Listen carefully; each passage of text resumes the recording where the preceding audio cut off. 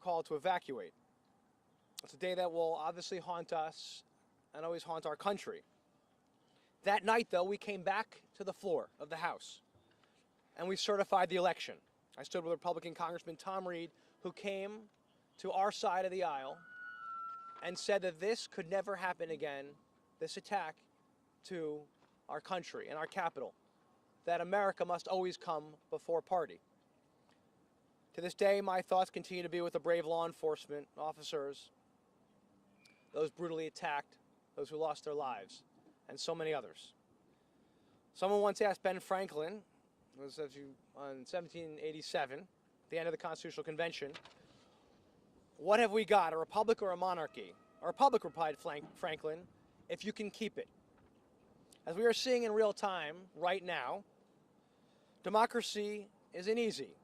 It can be messy and try a country's patience. But we must never forget the dark days we've been through. We must recommit ourselves to unity, civility, and truth, and embrace our calling to a higher purpose, one that helps strengthen our nation. That's the only way we will keep it. And if we do, I know we work together, always defend our right to vote, the integrity of our elections and our democracy and our great values. Our best days in the greatest country in the world will always be ahead of us. Thank you and God bless. And now let me turn it over to Dean Phillips from Minnesota. Thanks, Josh. Thanks. As Josh said, we were among the 30 or so that were trapped in the House on January 6th of 2021. Some of you covering this press conference were there. Capitol police officers behind us were there, Capitol staff. And the most important way to begin my remarks, is to honor all of you and the country that was watching it unfold on television.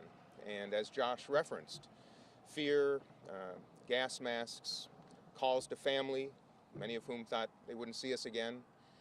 And it is a solemn day, as it well should. There'll be hundreds of members of the press covering the recognition behind us. And the truth is, I wish more were covering this right now, because it is an example, the most important example, of workhorses, not show horses, getting together to solve a very important problem, because we recognize the fragility of democracy.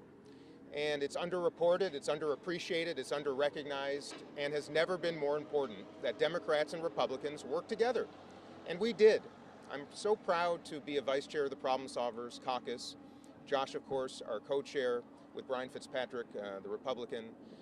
The work we do is heartfelt, it's selfless, it's important, and no better evidence of the work product than what we present today, what's been accomplished. What happened in Ohio and Pennsylvania over the last couple days, Democrats and Republicans setting aside the political swords to actually get something done. As we begin, hopefully, the 118th Congress, I do so in a spirit of hopefulness. Despite what is transpiring on the House floor right now, we do begin this in the spirit of possibility, hopefulness, and that chance that people like Josh and me and our Republican friends on the Problem Solvers Caucus can actually do what this country is all about, which is to listen to one another, respect one another, work together, and do better.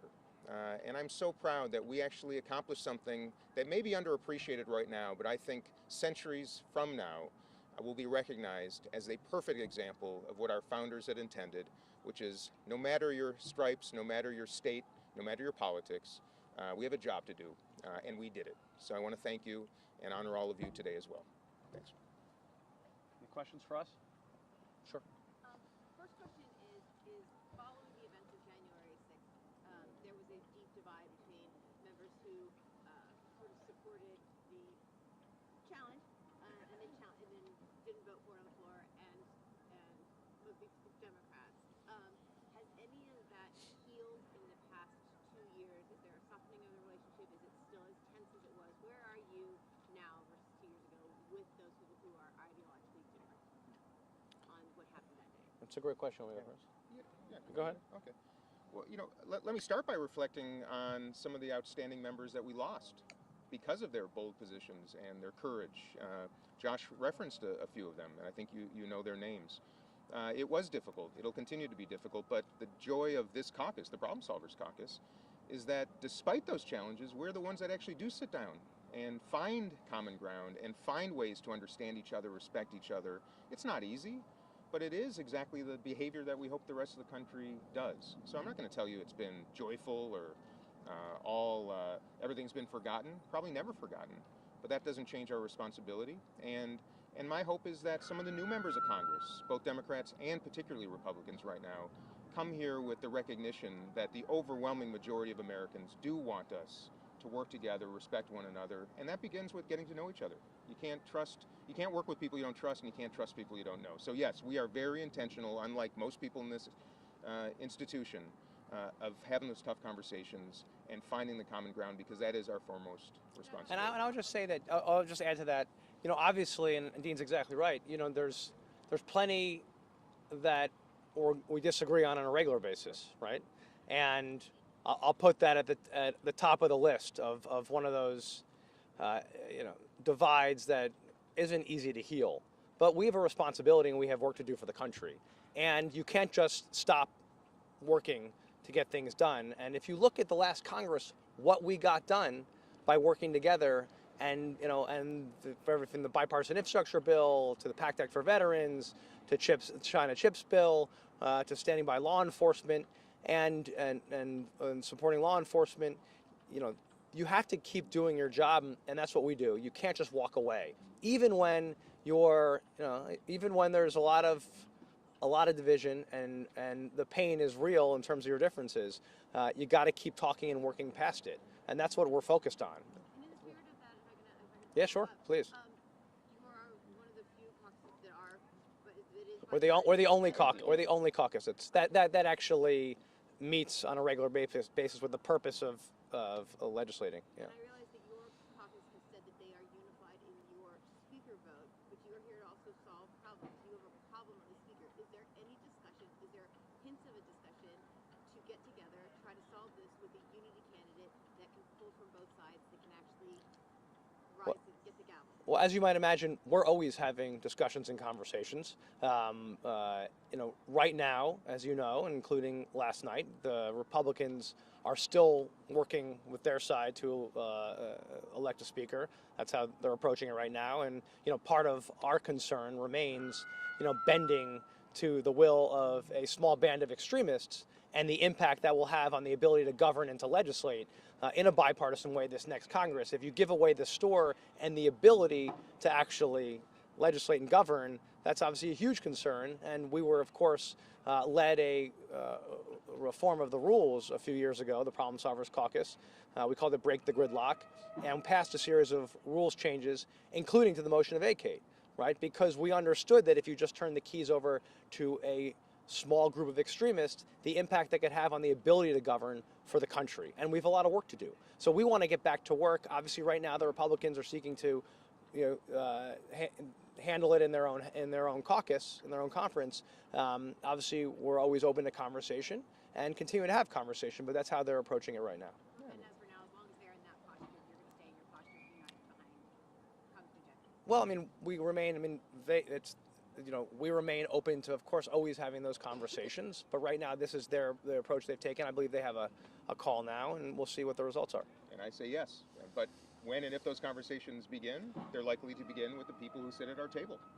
Indeed, and that's what we're here for. Jonathan.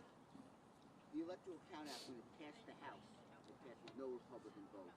In the Senate, even though you had 10 Republicans to overcome a filibuster, the majority of the party still opposed it.